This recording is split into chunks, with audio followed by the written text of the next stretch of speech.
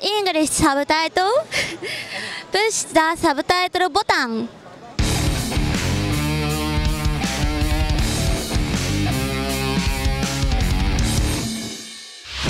Hallo zu einer neuen Reptil-TV-Folge. Mein Intro-Tierchen, ein Hypokaramell-Tigerpython.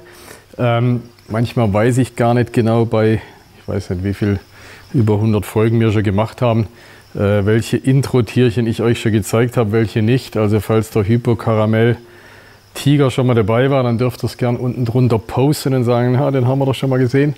Aber dieses Hypokaramell gefällt mir unheimlich.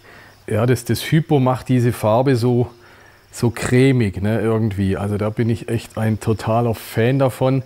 Das Tigerpython mordsmäßig groß werden, das wissen wir alle, um oder bis 4 Meter oder womöglich über 4 Meter. Das heißt nicht die klassische Terrarienschlange für jedermann, sondern wirklich nur für ein paar wenige, die diesen Platz zur Verfügung haben. Nichtsdestotrotz möchte ich ihn euch zeigen, wie gesagt, weil ich diese Farbe einfach wunderschön finde, das Hypokaramell. Und deswegen ist der heute das Intro-Tierchen für euch. Wir sind in unserem ABC beim Buchstaben S angelangt gewesen, haben gefragt, was fällt euch zum Thema S ein. Kamen diverse Vorschläge wieder, tolle Beteiligung wirklich. Unter anderem kam S wie Stefan, alles über dich, was weiß ich, deine Pläne, deine Zukunft, dein Geschäft, dein sowieso. Da machen wir bestimmt mal wieder eine Extra-Folge drüber, vielleicht mal wieder eine neue Ladentour oder mal wieder sowas Stefan privatmäßig oder so. Also haben wir auch im Hinterkopf. Fand ich jetzt nur den zweitbesten Vorschlag. Beste Vorschlag fand ich S wie Sachkundenachweis. Ne? Sachkundenachweis ist echt so ein Schlagwort, das gerade ganz schön rumgeht. Und deswegen wollen wir uns mit dem Thema heute beschäftigen. In der Politik und in den Medien, da geht immer wieder dieses Schlagwort Sachkundenachweis geht rum. Es gibt Politiker, die wollen, dass man so einen Sachkundenachweis einführt für exotische Tiere oder für Reptilien. Beim Intro hatte ich jetzt gerade den Tigerpython in der Hand. Der Tigerpython wird wirklich sehr groß. Da gibt es ja Bundesländer, da gibt es Einschränkungen dazu. Das hat dann aber weniger mit der Sachkunde, sondern mit der Gefahrtierverordnung zu tun. Sachkunde bezieht sich auf alle Reptilien, alle exotischen Tiere. Also zum Beispiel so ein Leopardgecko, wie ich hier in der Hand habe, der würde unter diese Sachkunde fallen. Und wie gesagt, es gibt Gruppen, die möchten, dass wenn jemand sich ein Leopardgecko anschafft, dass er erstmal diesen Sachkundenachweis haben soll, um dieses Tier überhaupt gut zu halten. Im Moment werden von 2 Vereinigungen Sachkundenachweise angeboten. Zum einen von der DGHT, Deutsche Gesellschaft für Herpetologie und Terrarienkunde. Das ist unser deutscher Terrarienverein, einer der größten, wenn nicht gar der größte Terrarienverein weltweit. Bietet 2 Sachkundenachweise an. Zum einen Sachkundenachweis Paragraph 2. Da geht es eben um die Sachkunde, die ich gerade angesprochen habe, die jeder Terrarianer haben sollte, der Terrarientiere hält. Dann wird noch ein zweiter Sachkundenachweis angeboten, das ist der nach Paragraph 11 Artenschutzverordnung. Da geht es um die Sachkunde für jemand, der gewerblich damit arbeitet. Das heißt, dass er sich selbstständig macht oder dass er in einer Firma arbeitet, in der Reptilien gehalten werden. Dann kann man anhand von diesem Paragraph 11 die Sachkunde nachweisen, dass man die hat. Und dann gibt es noch den BNA, das ist der Bundesverband für fachgerechten Natur-, Tier- und Artenschutz, nennt er sich richtig. Ich muss extra nochmal nachschauen, dass ich es auch richtig sage. Das ist so eine Art Dachverband, wo die einzelnen Verbände, also die Aquarianer zum Beispiel, die Terrarianer, sind alle diesem BNA angeschlossen. Das ist ein übergeordneter Verband, wo die alle sammelt, diese Gruppierungen. Auch die Vogelzüchter zum Beispiel sind da mit drin, ich glaube die Jäger sind sogar mit drin und so weiter. Der bietet auch diesen Sachkundenachweis an, allerdings nur einen nach dem Paragraph 11, also den größeren, ausführlicheren zum Beispiel, kann man so sagen, wird von denen angeboten. Das sind so die zwei Möglichkeiten, wo man einen Sachkundenachweis erlangen kann. Für euch als normale Terrarianer würde wahrscheinlich der kleinere, der nach § 2 beim DGHT reichen. Das Problem ist ein bisschen, das sagt auch die DGHT dazu, wenn ihr auf die Homepage geht, es ist gar nicht sicher, ob das in eurem Bundesland oder von eurem Veterinär dann anerkannt wird.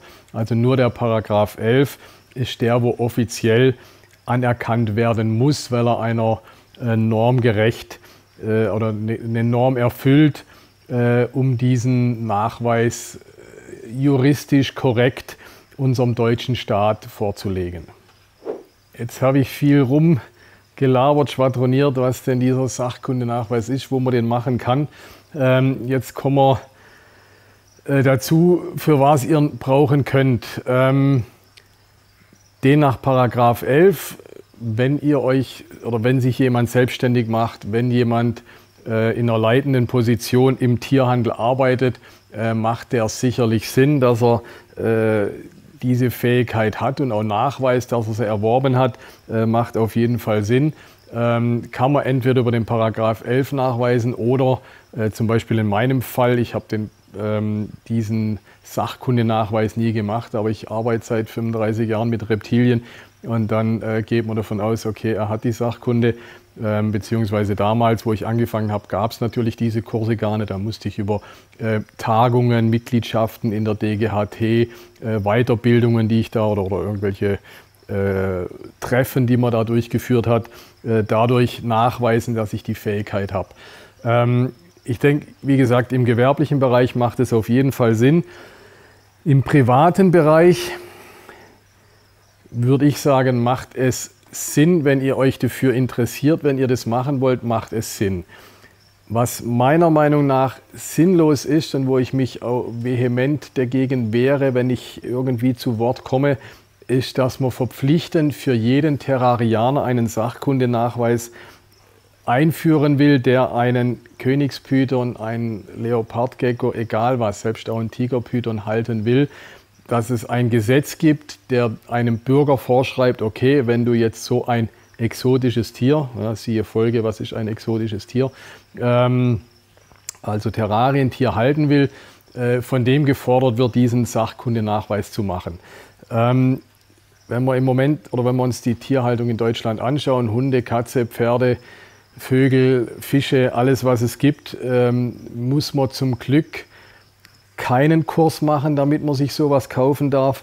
Und meiner Meinung nach ist es völliger Quatsch oder völliger sinnlos oder völlig unbegründet zu sagen, okay, ich kann mir zwar einen Hund kaufen oder eine Katze oder irgendwas, aber jetzt, wenn ihr euch so ein Reptil kauft oder wie gesagt der Leopardgecko vorher oder egal welches Terrarientier, dann müsst ihr so einen Kurs machen. Zum einen ist das natürlich mit Kosten verbunden, mit Reisezeit verbunden. Ne? Der Kurs, der ist ja nicht an jeder Ecke, man muss übers Wochenende irgendwo hinfahren. Man muss den Aufwand machen. Ich denke, das würde unser Hobby töten, weil wirklich sehr viele, oder jetzt zum Beispiel junge Familien, ist ja auch so wegen der Klassiker, die in die Terroristik einsteigen, wo sagen, ach, meine Kinder interessieren sich für ein Heimtier oder für ein Haustier. Da habe ich gehört, Reptilien eignen sich ganz gut. Und dann muss man zu der Familie sagen, ja, aber bevor ihr euch das als Heimtier anschafft, müsst ihr erst mal so einen Wochenendkurs machen. Also ich finde diese Bemühungen politisch gesehen eine Frechheit. Und ich weiß, dass auch einige Terrarianer sagen, doch, das finde ich gut, wenn man das einführt, dann sind wir safe oder sowas. Ich finde es absolut der falsche Weg. Ne? Wenn man dem nachgehen würde und sagen, ja, wir Terrarianer, wir sind alle ein bisschen blöd, wir brauchen einen Sachkundenachweis. Die Leute, die sich einen Hund oder eine Katze kaufen, die kennen sich aus, die wissen das. Mir fehlt der Sinn dahinter. Ja, so viel als mein Resümee zu dem Sachkundenachweis. Ne? Ich habe euch jetzt erklärt, woran machen könnt, um was es geht und habe natürlich zum Schluss meine Meinung, oder ein Großteil dieser Folge ist natürlich meine Meinung dazu angehängt. Ich bin auf euch gespannt, diskutiert es unten mal. Wie gesagt, es gibt einige Terrarianer, wo ich weiß, die sind für diesen Sachkundenachweis. erklärt mal bitte, wieso man den machen soll. Oder gut, dann könntet ihr vielleicht das Argument bringen, naja, man soll es für alle Tiere machen, ne? Für jedes Haustier, das man hat, einen Sachkundenachweis. Da ist man dann fast machtlos, dann muss man sagen, naja, okay, dann muss man es halt machen. Aber kann das Sinn und Zweck sein, dass wir Menschen oder dass man so bevormundet wird, für alles, was man macht, erst eine Prüfung machen zu müssen? Finde ich auch ganz schön fraglich. Also top spannend, ich bin echt auf eure Kommentare gespannt. Lasst sie unten da. Daumen hoch, wenn die Folge interessant war für euch. Egal, ob ihr für oder gegen Sachkundenachweis wart, wenn die Diskussion allein ist ja toll und wichtig, dass wir die miteinander führen und nicht nur miteinander, vielleicht auch die Diskussion nach außen tragen. Ich bin echt drauf gespannt.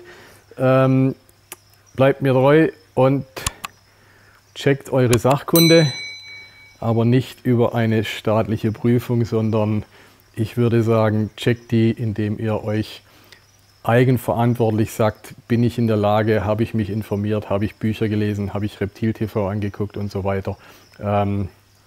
Checkt in euch selber rein.